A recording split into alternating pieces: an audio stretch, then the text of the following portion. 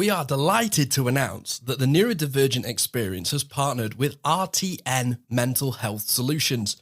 With up to a 5-year waiting list for autism and ADHD assessments via the NHS, and that's even if you get a referral from your GP, getting an assessment in the UK has never been harder. So if you're like me and can't wait anymore, going private may be the best option for you. RTN offers online assessments for kids aged 6 right up to adults, with prices starting at £900. To make it more accessible, RTN can offer payment plans up to 5 months. You can access their remote services from the comfort of your home anywhere in the UK, and RTN offers group and one-to-one counselling, a private route to access ADHD medication following the assessment, and will even fight for you if your GP doesn't accept the results. So if you live in the UK and can't wait to get an assessment, go to www.rtnmentalhealthsolutions.com and use the discount code RTN23, making it even more affordable for all of our listeners to get an autism and ADHD assessment.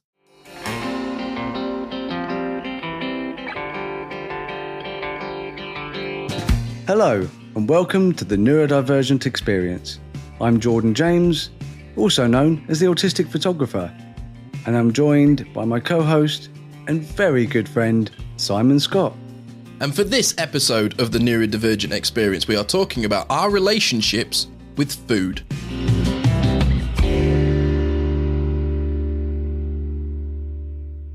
My relationship with food is incredibly complex. And I know from speaking to a lot of other neurodivergent people and, people commenting and messaging me, this is a very, very common thing if you have a differently wired brain, as it were. And obviously, I'm a parent. I got 2 neurodivergent autistic ADHD kids. Huge issues with food, especially little Sophie, constantly trying to navigate the world of balancing health, physical health over mental health. So what was your relationship with food when as you grew up in your household, like school dinners and things? We can talk about school dinners. But yeah, just in general, what was your relationship with food? So I had a lot of fat shaming when I was a kid at school. Oh, I'm sorry, man. Because, it sucks. It sucks. And it still affects me today. I have a lot of body dysmorphia. Oh, God, yeah, me too.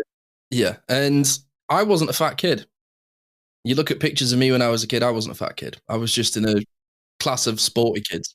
Yeah, neither was I. Yeah, I could just look at the draw, unfortunately, with that one.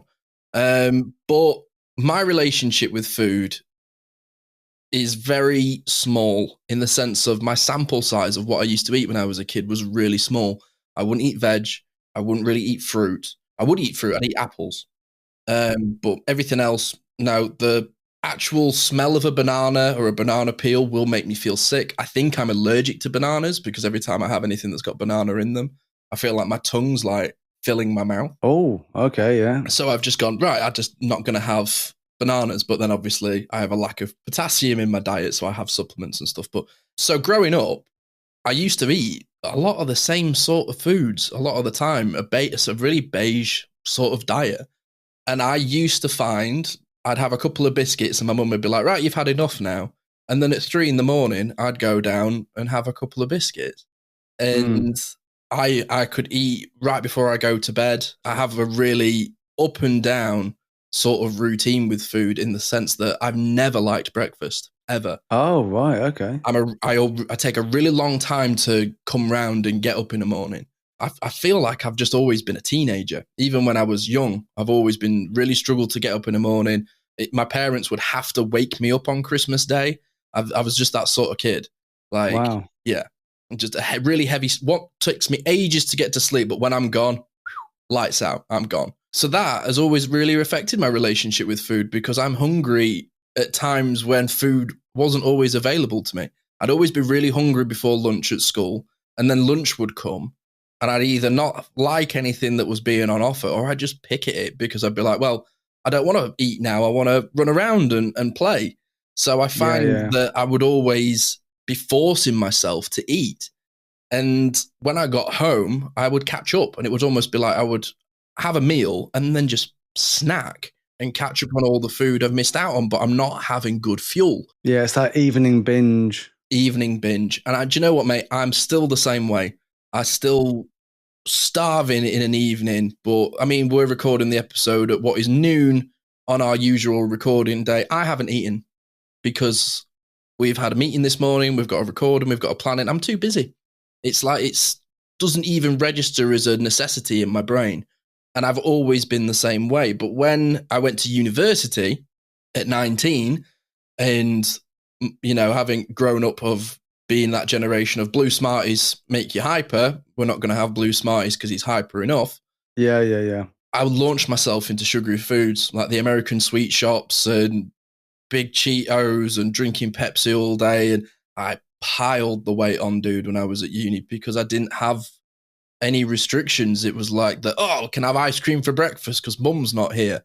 And that's what I was like. And I've really had to bring my relationship with food back into a healthy standpoint where I have to have things that I know I need. Like I'll have a protein shake rather than eating bags and bags of crisps. What I was going to say is like when you're a kid, like because obviously there's going to be a lot of parents listening and they're going to be so interested because a lot of kids can't, you know, they can't talk about why they don't like certain foods. Yeah. So when you look back, when you're a kid, would you just not eat the dinners that were provided for you? What did your parents do to try and get you to eat the, you know, dinners and breakfasts and things like that? Ooh. Did they have any technique? Because as you've told me, you know, you think both your parents are neurodivergent, so they might have had their own issues with food, and that might have affected your issues with food. So, what sort of things would your mum cook? Oh, my mum's a great cook. And she's really good at making a variety of things as well. Like we would always have like a really nice Sunday dinner. She's great at making like lasagnas and cottage pie and chilies, and we would have fish. And so it's not that I didn't have a varied diet, but it was put in front of me. So when it came time to make my own food, it's not that my mum didn't teach me to cook. I'm a good cook. But it's the whole process of putting things together and the timing and syncing it up. It overwhelms me. It stresses me out. Oh, God, yeah. Cooking can be a nightmare. Yeah, it can be a bit full on, especially when you don't have a lot of money and you spend a lot of money on ingredients and then you ruin them and you burn them. You get in a real spiral. So I remember... Meltdown City. Oh, yeah. 2 tickets, no return, basically. So I remember my mum and dad trying neurotypical ways of going, you're not leaving the table till you eat your food. And they stopped doing that really quickly because my dad also is a really beige palate. He really doesn't have lots of things. I remember my mum saying to me he didn't try curry or things like that until he was like 19, 20 because my grandparents are also neurodivergent. Surprise, surprise, if you're listening. Yeah. And hi, welcome. And my grandma has made the same meals every day on the same sort of, like, you know, sausage on a Friday, on a Wednesday and fish on a Friday. My dad had the same meals every day. He would just come home and he know what he would have depending on the day. So it was really routine. So my mum and dad tried with a routine of going, we'll have a meal on that day. We'll have a meal on that day. And it worked for a bit until the food that I was obsessed with, suddenly in my brain, it just went, boop, you don't like that anymore. We like something new. And I felt like my parents were constantly trying to keep up with that. So it would be, I would like to talk to them about it more in detail. I suppose we'll do that for another episode because they'll be able to tell you better than I can. Well, I want to know what would trigger, like, do you even understand what would trigger that? Like, oh, I just don't like that food now, because the same thing happens with me when I'm just like, oh, I absolutely love this food. And then what I do is I tend to just mostly eat that food. And then after a while, I'm just like, I'm so sick of this food. I never want to look at it again. And I literally have to just, I can't even think about that food because I've just eaten so much of the same thing that I just become fed up with it. So do you know what? Just thinking off the top of my head, that hyperphantasia part of my brain, as you were talking, I just had a 10-minute picture show in my brain thinking about this. I think I paired food to comforts for when I was feeling really sad. So like if I was at school and something had really upset me or I felt really ostracized or bullied at the time, whatever was put in front of me on the day of that event, I would latch onto. And then as soon as I started to feel better, I wouldn't feel like I needed that food anymore. So it was almost, I feel like a trauma response of, I knew for a fact that every Wednesday, my mum went to see my great nana, go to Morrison's and do the shopping. She'd get me a Match magazine and some Morrison's cookies. And I used to love that. It used to be a really nice part of my routine. I used to really look forward to it.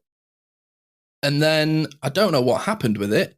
I think it might have been the fact that my nana ended up going into a hospice, but my mum stopped going and it just fell out of my routine and I missed it. But I also remember there was one time when I had a really bad day at school and my mum made me like a bird's eye fried chicken sandwich with chips.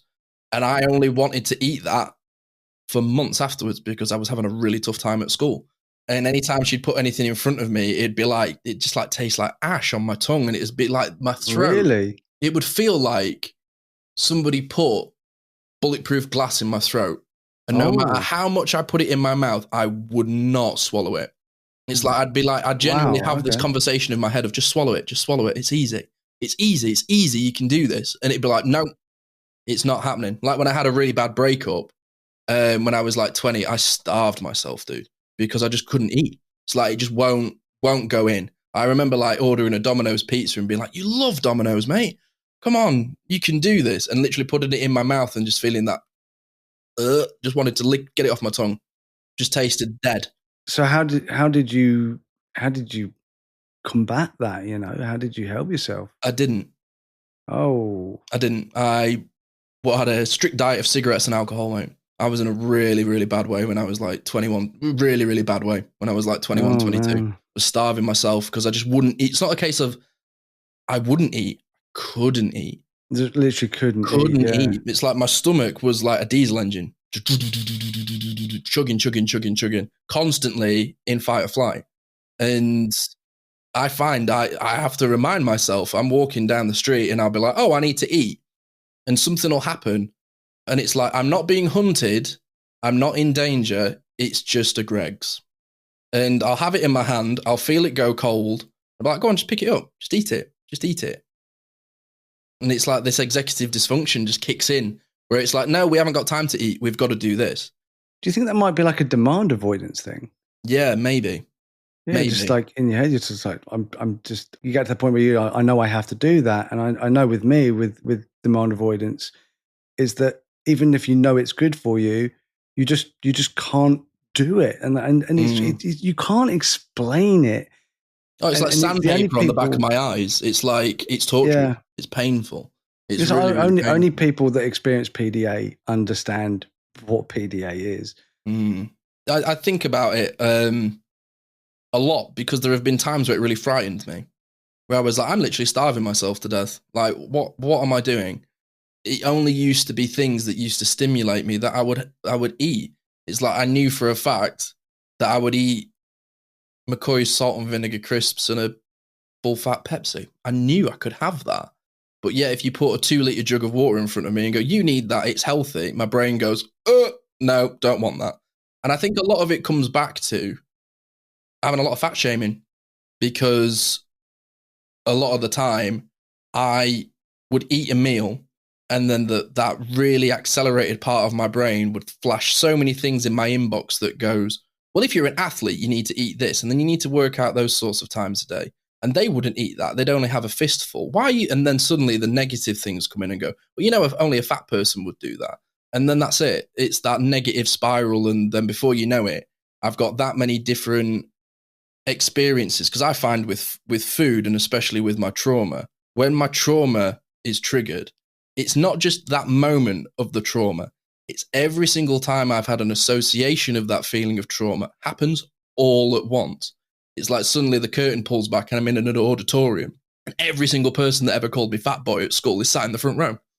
And like, oh, whoa, what am I supposed to do? And it's like I get stage fright from eating and I just can't make sense of it. And I've really tried like different diets. I have loads of supplements, dude. I have like 4 or 5 every single morning.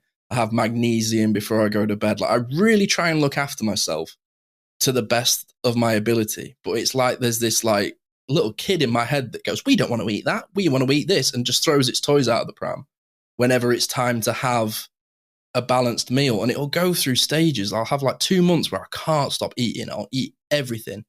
And then like when I flew to America, we landed and that was it. I was just like, I'm not going to eat anything now properly for the next 6 weeks. Just got to ride it out. I mean, I had a lot of issues, very similar to you. Yeah. Obviously, we've spoken about, you know, bullying and things like that, and I've definitely used food as a coping mechanism. When my birth mother, it was a terrible cook. Like, I mean, obviously, I can see, you know, how she was neurodivergent, and obviously my dad. What my dad would do is really interesting. He would just buy his own food. And you weren't, he had his own cupboard and you weren't allowed to touch anything in his cupboard. Not that I would, because it'd be like really pungent cheeses, jelly. Yeah. Like he was a proper Londoner. So like jellied eels, mussels, which I actually quite liked the flavor, and I definitely used to nick his mussels. I like seafood. It's just sometimes like I need to eat it before I smell it. Does that make sense? Yeah, it's just, yeah, just like put it in my mouth and don't think about it. Yeah, like the saltiness and the vinegariness. But yeah, like he'd have those like little cans of like you just sort of scrape them open, and they'd have like kippers or sardines. So he was big on like really strong flavors. Like he loved strong flavors, and he would just buy food that just for him. Like only he would eat it. And like he would like have fish for breakfast, which I always thought was really gross. And then when I was trying to bulk up, when I was like putting on a lot of muscle when I was older, I started eating like kippers for breakfast as well, like smoked kippers. And yeah, I actually ended up really enjoying it. Like a Popeye sort of diet. That's like so funny. Yeah, just as much protein as I possibly could. Protein, yeah. Also, I would have this thing. It's very much a tradition in England to have a roast dinner on a Sunday. You know, it's the Sunday roast. You know, depending on what meat you have with it, or, you know, if it's a vegetarian roast or something like that. It's a very personal thing in this country, isn't it? How you have your roast, you know. Oh, God, yeah. You can live and die by how you have your roast in this country. Yeah, everyone's in a competition. But yeah, so we would have that. And I just, when I was a kid, I just kind of just got used to food as like, oh, I need to eat it, you know. And I was very skinny as a kid. I didn't really eat that much. I was very much like you. I'd rather just go off and do things, and food was kind of like an afterthought. It was kind of like, oh yeah, I was supposed to eat, and then I'd get, you know, home, but I wasn't allowed any sort of sweets or even chewing gum. No sodas or anything like that, because obviously it was associated with the fact that I was hyperactive, and it was the E numbers and sugars and chemicals that were causing that hyperactivity. Absolute nonsense, which is why when you got people like Joe Wick coming out now talking about how, like, you know, food can cause ADHD, you're just like, oh, dude, you are. It was harmful when I was a kid, and you're bringing that up now. I thought we'd got past this. It's hashing old ground, isn't it? Yeah, stop it. Just stop it. And it's like people who say, oh, problems with your gut, problems with your metabolism cause autism. No, they don't cause autism. They cause autistic people issues because we are hypersensitive beings. I cannot say this enough about we are hypersensitive. Hypersensitive isn't just touch, sound. It's internal. It's feelings. We're hypersensitive to feelings, but we're hypersensitive to what we put in our body, which is why the issue that I want to get onto is such a huge issue, because what we should be putting into our body, even the effect it has on our mental health, but just physically, what we should be putting into our body is the best fuel possible. You know, for our very sensitive bodies, we need the best fuel possible. But the problem with that best fuel possible is fruit and veg. That is the best fuel for us. The problems with fruit and veg, and I certainly had these when I was younger, is texture and unpredictability. Now, when, like I said, we had a lot of bland food, just like you, like normally it would be like, oh, we're all having lunch now, and it would just be like a platter. So you'd have like cheese crackers. Oh God, I love cheese and crackers. Yeah, me too. And I love cheese and crackers so much. chutney. Oh, I love it. Do you know what? My mum makes Oh, I that love banging chutney, dude. I'll have to get my mum to make you some chutney. Oh my 'Cause God, I love chutney. She's a king of chutney. Honestly, my mum's a really underrated cook. Like, she's really, really makes some great stuff. I've been very, very lucky. Yeah, I'll talk about Sylvia and her cooking a little bit later because wow, she's woo. That's awesome. But yeah, so like when I was younger, the best food was packaged food. You know, like not good because like cheese is not good for you. Crackers aren't good for you. They taste good, but they're not good for you. So my diet when I was a kid, even though I didn't eat that much, when I did eat, it wasn't that healthy. But I didn't have loads of sweets and chocolates and stuff like that because I wasn't allowed it. So, but I was so desperate. I remember I was so desperate for sugar, like in my body, that I would go and that's like orange concentrate. So you've got to add water. Stand it. Right? I would drink that neat. Oh, neat. And God. I would just drink it because it was, and this is why nowadays I have to have everything. That made my teeth feel funny just even thinking about that. Oh, everyone listening is going to go, you what? I have 8 sweeteners in my cup of coffee. Now, look, it's a big cup. It's one of those like giant cups, like the type of one you can get from like Sports Direct. If anyone watching, they can see it. It's a big cup. It is a big cup, but 8 sweeteners is a lot. And I don't have coffee unless it tastes like coffee cake. Oh, I love a bit of coffee. I'll drink coffee black. Oh, see, I can't. Sylvia has coffee, and she doesn't have anything in it. She doesn't have anything in tea. I have to have my tea so sweet. You know, like you don't need a biscuit because the biscuit is less sweet than the tea. Wow. But yeah, like I said, it was my only real chance to have anything that would give me that sort of dopamine fix of sugar because I was literally starved of it. You crave it. You crave it so much because I have that with like blue stuff. For some reason, my mum was like, no blue foods, no Smarties, no none of that. I love a Fanta berry. And when I see cans, like, when you go into the the bodegas or something, you see all the American sweets and all the American pop.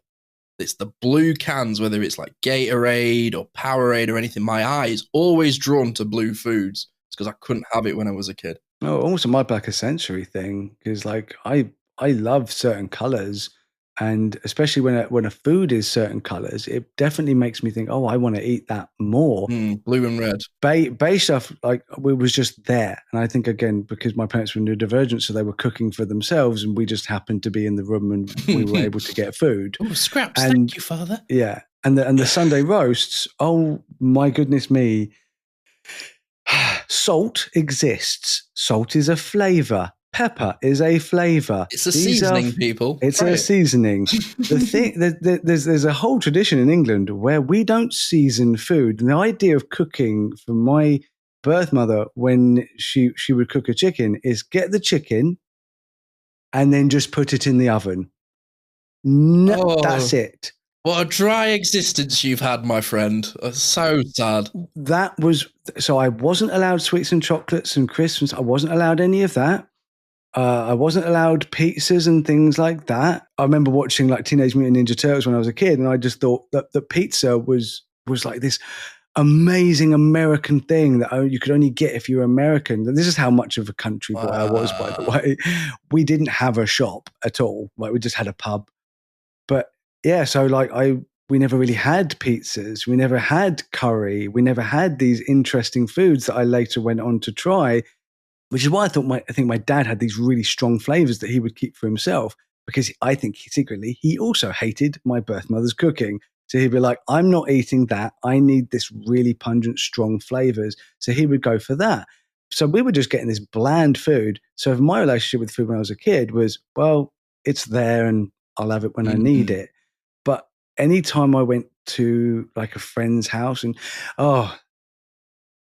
my birth mother would, if I ever did get to a birthday party, she'd ruin it by telling the parent of the kid whose birthday it was to not let me have any cake or any sweets or any, which is basically everything at a kid's birthday party, not to give it to me. Otherwise, I will go, quote, mental. So you used to tell them, oh, don't give him any of that. He'll go literally mental. He'll ruin everything. Wow. Wow. She would pre-warn them that I was like a terrible. So after that, the parents would talk and they'd be like, oh, just don't invite him. It's just not worth it. Yeah. And I was like, really cruel. Cool. Thanks, evil birth mother. But yeah, so my relationship with food when I was a kid was just I just didn't care. And when I met Sylvia, she couldn't understand why. She was like, oh, have you tried this? I was like, no, I would never eat that. And she'd be like, well, why not? Goes, I don't know. I would never, like, that sounds awful. Like, I didn't even taste these things. I was like, that just sounds awful. And because as soon as I would try something with like a lot of flavor, I'd be like, oh, I can't, like sensory I could not take it. Like literally I couldn't take it. So I would just eat. And this is, I've gone on to find out this is very, very typical, plain pasta. Maybe with some like Heinz tomato ketchup. It has to be Heinz. I'm the other way. I needed so much sauce to eat things. It had to be drenched in sauce. Condiments. Like I had a whole period where I put salad cream on everything. Cheese toasties, lasagnas, pasta, you name it. I love salad cream. Yeah, I love salad ketchup cream as well. Like I had a whole period in university with American mustard. I'd have American mustard on everything. And then one day I just didn't buy it from the shop. And then I forgot about American mustard for like 2 years. Recently bought some and was like, oh, I forgot how much I love this. Yeah, we have like that. Drenched it on top of foods. Yeah, it's interesting, isn't it? How you look at like your early development relationship with food, because I loved food, but I knew what it could potentially do to me in the sense of putting on more weight. So I just kind of avoided it in that sense. But then obviously like going to Flavor Town changes your complete perspective on food. Like I love really spicy food. It doesn't love me. It really makes my stomach funny. I can be on the toilet 5, 6, 7, 8 times a day after having spicy food. And this is the thing is it can change. I had a big period where I didn't think I could eat beef because every time I ate red meat, I would feel unwell the next day. Suddenly, absolutely no problem. So I just kind of have to work with what I'm working with. But how do you find like interception? Do you feel hungry? Do you recognize when you're hungry, or do you go, oh, I haven't eaten, I probably should eat? Do you know what? It's a day-to-day thing for me, because like there'll be some days where I will just, doesn't matter how much I eat, doesn't matter how much I eat, I'm just hungry all bottomless pit day, literally bottomless pit. And there'll be other days where I'll eat a small amount and I'll just feel stuffed. Like I just had like a 5-course meal, and it will literally just be like a sandwich and maybe like a small packet of crisps, and I will feel so full. It was like I was at a banquet. It's my stomach is not my friend. It is really weird. And when I was a kid, I had so many bowel problems. Like I had to go to the doctor so many times. But again, same as you, I remember one time I thought, oh, I need to lose weight. And I weighed 9 stone. And I was a teenager and I weighed 9 stone. There was barely anything of me. And kids would call me fat. And I would eat an apple a day. And that is it. I literally pretty much went anorexic at one point. And I would literally just have an apple. But then I'd get so hungry that I'd have days where I would just eat absolutely loads and loads and loads of food and make myself sick. Yeah. It was really bad, and I don't talk about it a lot. I don't try and think about it because it was really traumatizing. So I was constantly trying to fix myself, whether it was my personality, whether it was like trying to fit in with clothes, or just like literally 9 stone, skinny little kid, kids calling me fat. and I would literally just starve myself. And it's awful. And that massively has affected me as an adult. Yeah, it's not easy to listen to, mate. When it's hard to hear my friend talk like that. I mean, as of recently, I think I weigh about 13 and a half stone. I'm 5'7", but I'm broad. Like, I am a naturally stocky, naturally muscly guy. But I like most people, I have a bit of chub. I have a bit of weight, which is natural, which is what we're all meant to have. I went for my ADHD medication 6 months review, and the woman told me that technically with my BMI or whatever it's called, I'm obese. Oh, I hate it. And I just went, stupid. And I literally just said to her, I went, do we have to do another one of these reviews? And she went, why? And I says, because if you'd had neurodivergent training, you wouldn't say something to somebody like that with me. That's horrific. And she was like, oh, right, okay, well, I'll put it in the note. I'm like, I bet you will. But this is the difficult thing, is what people don't realize with neurodivergent people, is if you say something, it's not like we forget it. It goes in the memory bank and it's hidden away, whether we realize it or not. We don't get to choose when that comes out.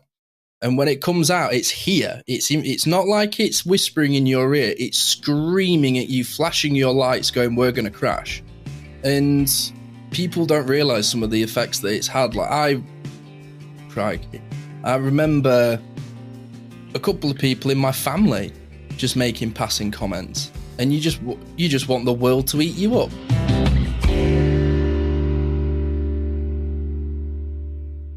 Great segue to get onto a slightly more lighthearted and information-based part of our podcast. Oh, it happens. A public service announcement. Okay, so as a neurodivergent specialist, one of the things that I have studied and looked into quite a lot is the autistic's relationship with food. It does seem to be a big issue. One of the big causes is, like we touched on earlier, unpredictability with textures and flavors. Now, we like to know what's coming next. We don't really like big surprises. We like to plan things out. And textures and foods and the idea of like flavors changing because foods might mix or touch each other is a big thing. I have to say, it isn't something I can personally relate to, but I fully understand because I've had bad experiences, but they haven't put me off eating particular types of food. I've just gone, well, that was one bad experience. But a lot of neurodivergent people will go, I'm never doing that again, because life is unpredictable and chaotic enough as it is to be different. So they're like, I'm just going to stick to the same thing because that's just easier. It's the same with like clothes and stuff. It's easy to control stuff when you just don't do it. Exactly. It's like, that's why we end up being routine based, because we want to make our day-to-day life as easy as possible. And the way it's easiest as possible is by eating the same thing, wearing the same thing, going to the same places, because we know exactly what to expect. I'm not like that. I crave difference. I crave something new. Yes, I'm very much the same. And I crave the novelty of new.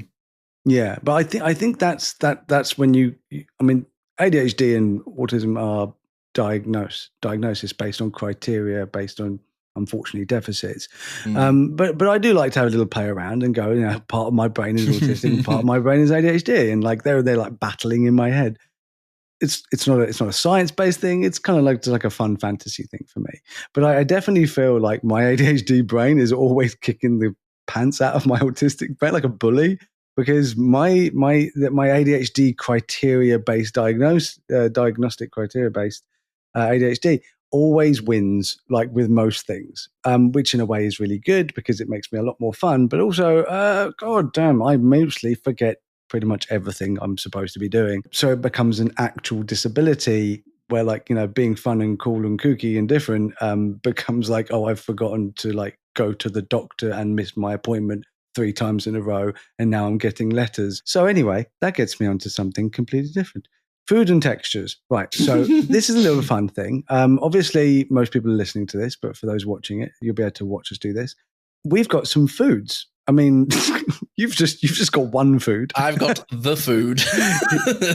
Simon's just got the jammy dodgers, but I've got some different foods, and I want to make a demonstration from an autistic perspective of why we find it difficult to eat certain types of food and why we end up eating plain food or food that tastes the same. So in front of me, I have a box of strawberries. Normally, it's a very odd thing. Normally, if I got a box of strawberries, I have to have sweetener on them because sugar is not good for me. Neither is sweetener that good, but I have to make my strawberries even sweeter. Like we discussed, it's a bit mad. So I've got the strawberry. Oh, it smells good. This is actually a really good strawberry. Like I think strawberries most of our money, it's a very picturesque strawberry for those. It is. That It's listening. literally perfect. Beautifully red. It's really nice. Yeah. The thing is that like a lot of our money just goes on food because we tend to buy like better food because, like I said, Sylvia and I and the kids all have problems with our guts and our metabolism due to the different types of food and due to yo-yo dieting, which can massively affect your metabolism, by the way. Okay, so I've got my strawberry. Okay. I'm making my strawberry. Oh, dude, that's good. That's a good strawberry. I'll take your word for it. When I have a good strawberry like that, like I had no idea if that's going to be good or bad. And that's the problem. When I eat a strawberry like that, I don't know what I'm getting. If I have a box of strawberries and one of those strawberries, and it only has to be one, and I eat that one and it's not a good strawberry, that's the box done. I won't eat the rest of the strawberries because I'm like, yeah, I don't trust that box anymore. That box has broken my heart. Now I don't trust it anymore. So I just won't touch it. But a lot of people, they'll be like, I had that one bad strawberry that one time. I'm never touching strawberries ever again. Yeah. Which I totally understand. I get that. Like it's so sad because strawberries are really they taste like strawberries. Okay, so I've got some bloobs, as my wife calls them. They're blueberries, but she calls them bloobs. I love a bloob. Bloob. Now bloobs are they're quite bitter. Some of them. Yeah, tart. Yeah, tart. Now I don't normally eat bloobs by themselves. Normally I put them in porridge. I love some oats in the morning, and I'll put them in my oats, or I'll put them in, like a smoothie or something. But I love a bloob. Okay, so I've dropped my bloob. 5-second rule. It's fine. Yeah, nah. I've got dogs. 5-second rule does not apply to my house. Yeah, fair enough. Okay. Okay, so I'm trying the blueberry. I'm getting lucky today. I'm lucky. I might play the lottery. I might play the lottery. Seriously. Yeah. No, they're good. They're really good. Oh, great. I'm really pleased for you. So yeah, no, I'm also pleased for me. But again, there is a massive box of blueberries here. We buy them in the like the ton. One's bad. I'm not touching that box. That might as well just but Sylvia's not like that. We're all different. Sylvia's not like that. She'll be like, that was one bad one, and I'll have some more. Now I'm going to go on to banana. Look at me. Look at me eating healthy. Even looking at bananas just makes me go like. I'm just gonna traumatize my misophonia has already like been a little bit triggered by you eating. Oh my god, what am I doing? I forgot the video. Yeah, we're on camera. Yeah, I'm just licking the head of a banana. Yeah. Okay, so yeah, we'll put that. We'll put that one behind a paywall, I think. Yeah, after my X-rated, possibly fans-only display with my banana. Now I'm a big fan of like if the skin is a bit brown, because the longer you leave a banana, the sweeter it is. Stop touching the skin on it, man. Stop it! I don't like them. So the longer you leave a banana, the sweeter it is. My dad used to eat like the soggy, like this. You could just squish them. They were just like brown sugar bananas. Yeah. He'd eat them. I hate it when you just buy a banana. I just hate talking about bananas. That's just I mean, so you don't like Despicable Me then? Get on with it. Just get on banana. With it. Get on with it. I'm having my banana. Well, I'm going to eat my banana. And it's Oh, I don't like bananas. Oh, stop touching the. I hate them so much. Hate bananas. Absolutely hate bananas. So, I mean, that was fun. I love torturing Simon, and I can do it. I can do it from the distance of Sussex to Manchester. So it's that's a gift. fun. It's a real gift. Right, okay. Now I've just had three wonderful, not so much Simon, I've had three wonderful experiences with the three different types of fruits. I keep saying this to a lot of people because I've got friends, and not as bad for you, but they've got, I do not eat fruit and veg. I don't eat I'll fruit eat and veg. fruit And and I'm veg. like, how are you alive? So I don't know if it's like, it's part demand avoidance, part food trauma, part unpredictability, and part texture based. Just being neurodivergent in general makes it very difficult to navigate any sort of food, let alone putting the mental health issues with it. Because like you can have a strawberry, when you might have been force fed a strawberry as a kid, it might give you actual trauma because you were force fed it as a kid. You might have had that thing of you're not leaving the table until you eat all of this particular type of food. So you just be like, well, I'm put off from that food because it just reminds me of that Forever. moment. Yeah, exactly. You just put off that food. But like I said, I've got a good relationship with like having different types of food, just not when I'm depressed. But yeah, so lovely experience eating them. But like I said, unpredictable. Now I've got a bag of crisps. I love crisps. Now I've been told I have to do it well away from. Oh my god, that is so loud. Do you know, like when you're opening like a bag of popcorn that you sneaked into the cinema, and everyone's like, it's like when you're trying to open a big bottle of Coke, like slowly, and it just like gets louder and like. It's like everyone in the cinema knows you snuck that in because it's not in a big like tub. Okay, so I've got my crisps. They're flaming hot. Oh yeah, best ones. Do you know what? I went through a period where I loved spicy food so much that I would just have the spiciest food possible all the time, to the point where now my palate is really, really not great. Like I have to have so much salt, pepper, paprika. I have to have so much flavoring just to even taste it. Like so that. There'll be everyone in the room and they'll be like, oh my God, this is so flavorsome. And I'm like, nope. Oh, I made like a dirty rice batch thing the other day with like chicken broth for Karis, and she was like, it's too spicy. I was like, that's because it's flavored. Because it's good. So I actually buy hot sauce. I have loads of different flavored hot sauces. So as soon as anybody, like as I said, Sylvia's an amazing cook and she'll cook something and everyone's like, this is amazing. I'm like, I can't really taste this. And I'm just like, hot sauce. Flavor time. But the other thing, like you were saying, I love salad cream. Salad cream with cold new potatoes, cold chicken. Ooh. Like if you go on like a picnic the next day after having a roast and you just take like bits of, anyway. Yeah. Picnic leftover sandwich, salad cream, crisps, bread. Do you know the days after Christmas dinner are better than the Christmas dinner? Boxing Day scran, it's the one. Like a cranberry and turkey sandwich. Just eating pigs in blankets with your fingers. Just get in there. Get in there, you. Anyway, so I'm gonna have my crisp. I'm gonna eat my crisp. And like I said, with every single fruit I've eaten, it was I don't know what's going to happen now. So I was really pleasantly surprised. But you know what? I haven't even eaten this crisp. And I already know what it's going to taste like, because there's absolutely no way, unless it's gone off, which it hasn't, it's going to taste any different to the last time I ate this crisp, which is not the case with any fruit or any vegetable. So I'm going to eat my crisp. But the thing is with crisps, I know for a fact I can get a handful, stuff them in my face and chew them to my heart's content, and I know every single texture in my mouth is going to send dopamine to my brain. Yeah.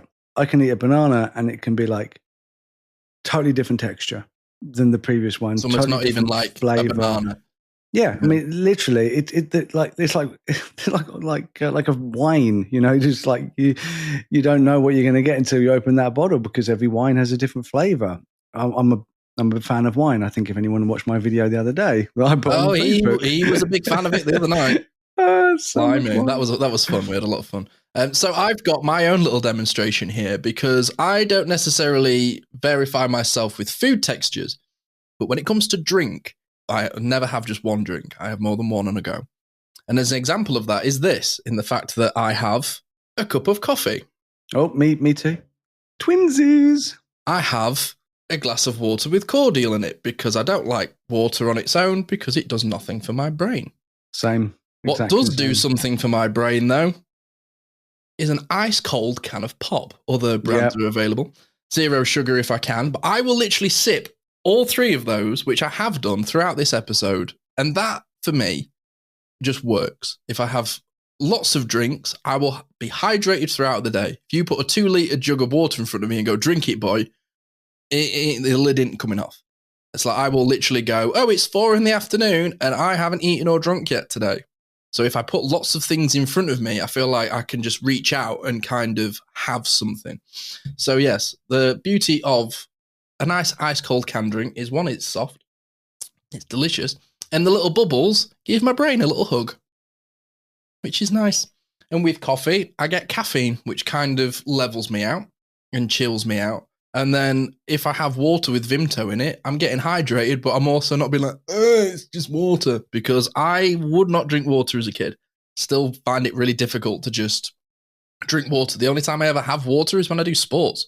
I do that thing like the toddler that comes off the playground. It's like, just absolutely like next to the water. You know what I mean? People. No, I know what you mean. Yeah, no, I've been there. Like after a long run on a hot day. So that's me. My relationship with food is a love-hate relationship, because there are times when I love food and it hates me, and then I hate food and all it wants to do is give me love. But do you know what's never let me down? A good biscuit. A good jammy dodger has never failed anybody. If you were to have a meal you're on death row, we don't know why, but you're on death row, Jordan. They wheel in your car and they go, right, you're allowed your last meal. What are you having? I mean, let's be honest. Me being on death row isn't unlikely. Hypothetically. I've got issues. Okay. Right, yeah. Like I said on previous episode, we'll probably be in prison if it wasn't for our other halves. No comment, Your Honour. Yeah. You can't prove nothing, Governor. Except this podcast that we put out weekly. The details our lives. Yeah.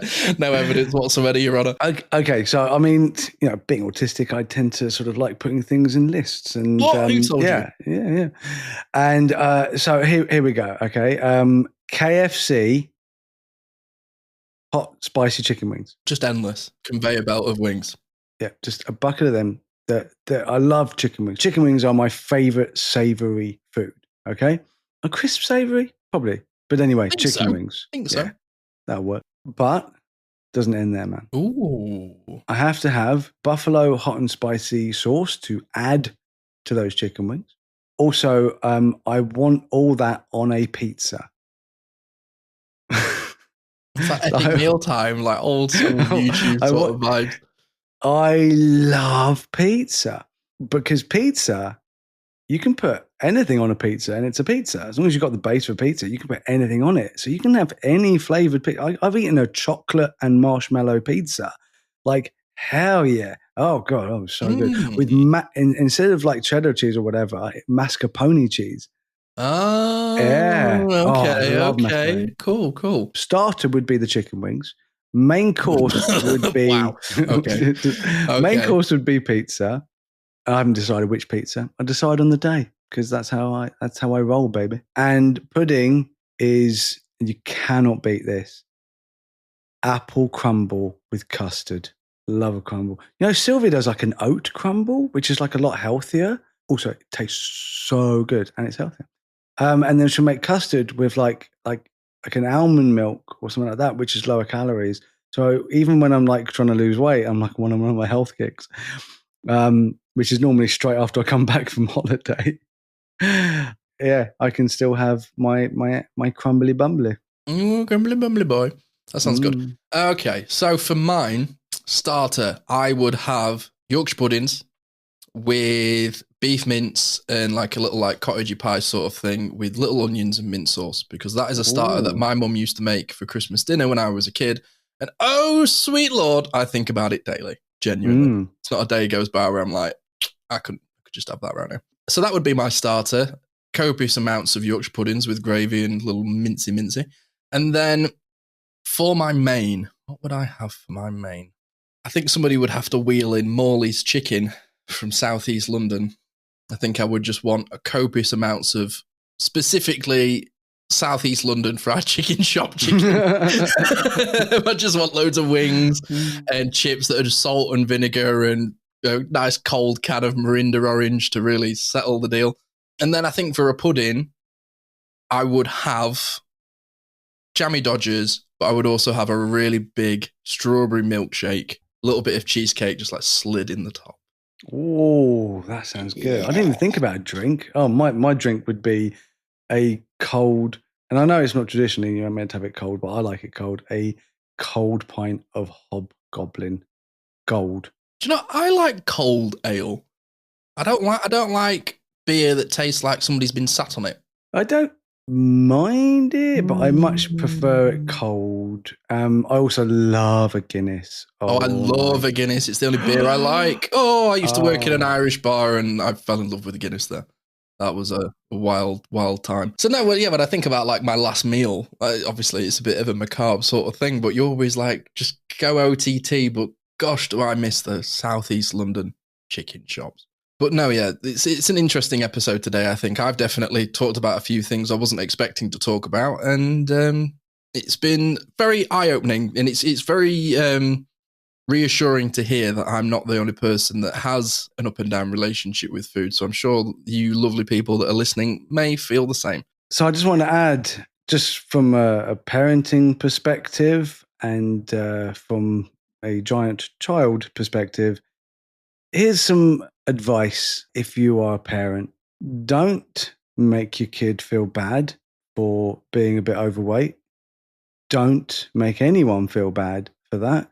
But also try and encourage your kids to eat different foods, but don't force them. Make it fun. Help them by getting them to do cooking with you. You know, even if maybe it's not their special interest, maybe they're hyper-focused on other things. But from my experience, you just got to keep trying. Don't go, oh, I can't do that, and oh, my kid's got issues. At the end of the day, you know, our brains are constantly changing, they're constantly evolving, and they're, you know, there will be a point where your kid will be like, oh, do you know what? I actually fancy trying that. And yet it is very, very hard. And both my kids had a lot of issues with food. And try and keep away from the term fussy. Oh, you're being fussy. Or you're so fussy. It's not fussy. There's a real, genuine reason, and there's multiple genuine reasons why a kid might not want to eat a certain type of food. And by calling them fussy, you are dismissing every possible reason, because it's not a decision that we make.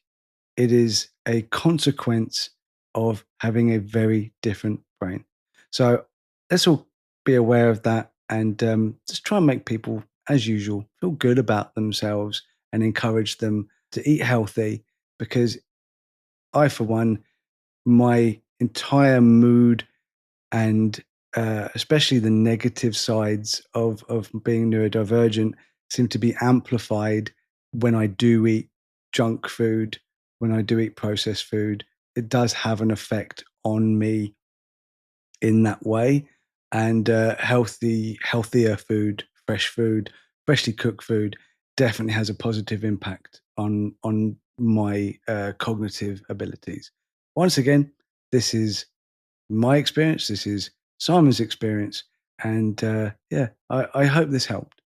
Yeah, it definitely has helped me today, mate. Like I as we always say, we hope you find inspiration, knowledge, or simply a moment of reassurance for how you are feeling right now from our conversation. And I know it works, because it does with me. I always feel so much better for doing these episodes, and I really hope that comes through. So if you've enjoyed what you've heard, please subscribe to hear more from us, and please rate and leave a review, because it really does help us get up those charts and get more people finding us and learning and getting a bit of a community. Your feedback is invaluable.